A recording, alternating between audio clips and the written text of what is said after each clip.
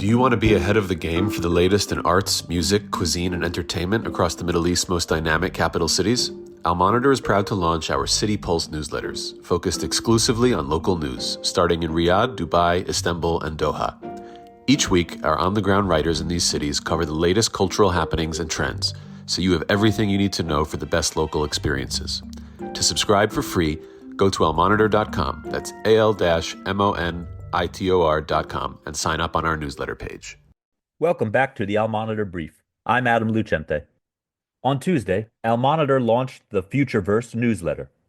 Presented by our senior market research analyst, Sam Wendell, the newsletter looks at artificial intelligence, technology, and innovation in the Middle East and North Africa. The reason for the newsletter is simple. AI is taking off in the region. Between the head of Saudi Aramco saying last week that China's DeepSeek is helping the oil giant's operations, and AI being the topic of discussion at the recent World Government Summit in Dubai, it is clear that technology's role in the Middle East is growing. In this episode, we hear from Sam about the newsletter, his recent interview with Saudi Arabia's tech diplomat and head of the kingdom's digital cooperation organization, Dima El Yahya, and other AI-related news. Hope you enjoy. Sam, welcome back to the Al Monitor Brief. Thank you for having me. Sam, the first edition of the FutureVerse newsletter was really interesting. Can you tell us more on what the newsletter is about and what we can expect to read in it going forward?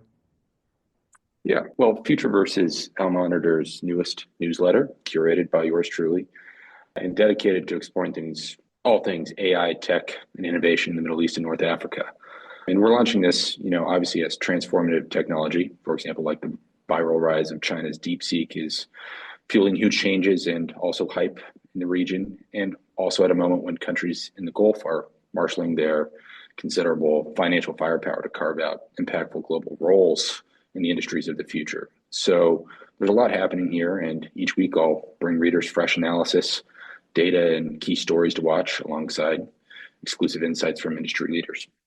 One topic you addressed in the newsletter that we report on a lot at Al Monitor is how China fits into all this, specifically with the Chinese AI company DeepSeek.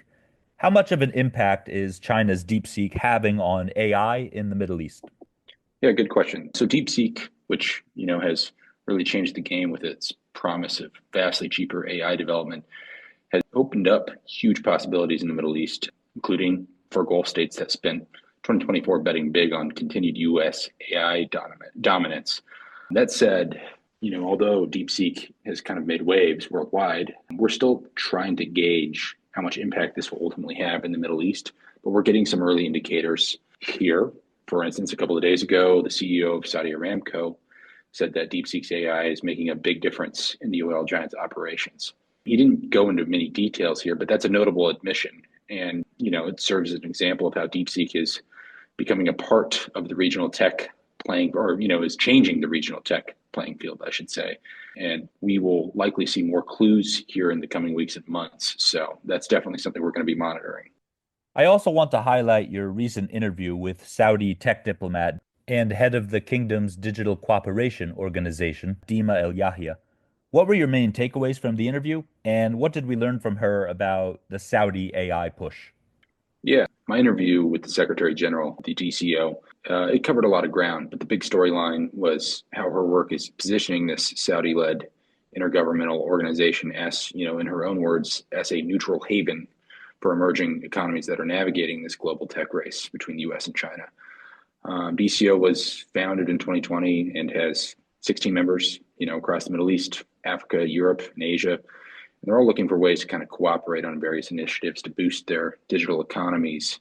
Ultimately, it remains to be seen how much impact an organization like DCO can actually have on their collective GDP growth. But it's an important sort of initiative. And, Dima's efforts to develop this as like a influential digital alliance could kind of prove an interesting case study for how countries are positioning themselves in this really geopolitically charged global tech race.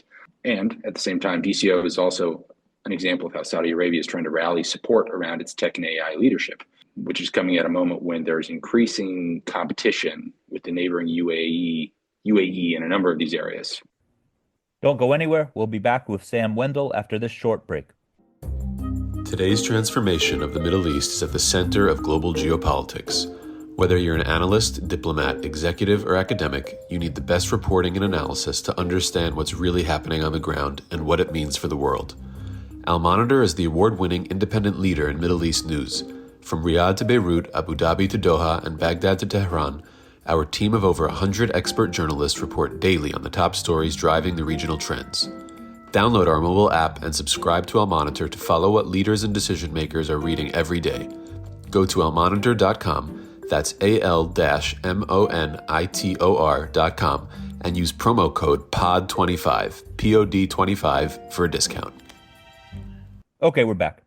Sam, before we go, were there any other AI developments in the region this week that we should know about? These days there are interesting AI developments in the region every week, but not all of them necessarily make it into the headlines. And for me, the big storyline in recent days that could have a major impact on regional AI and tech ambitions in general actually kind of centers on what's happening in the global economy right now. Obviously, tariff turmoil has roiled U.S. stock markets, and key companies like NVIDIA are getting crushed right now during this sell-off. And gold players are investors in many of these tech companies in the U.S. Abu Dhabi AI giant or conglomerate G42 has a strategic partnership with G42 with Microsoft, for instance. So this current market turmoil in the United States is going to cause reverberations in the region, and it will be a trend to monitor in coming weeks to see if it kind of sparks any rethinks in terms of local AI strategies. Okay, Sam, thanks a lot for your time, and we look forward to reading the FutureVerse newsletter and your reporting. Thanks, Adam. Thanks for listening to the Al Monitor Brief. Be sure to follow Al Monitor for more on the stories impacting the Middle East. You can subscribe to the FutureVerse and our other newsletters at almonitor.com/newsletter/subscribe. Again, that's AL-MONITOR.com/newsletter/subscribe. Until next time, I'm Adam Lucente.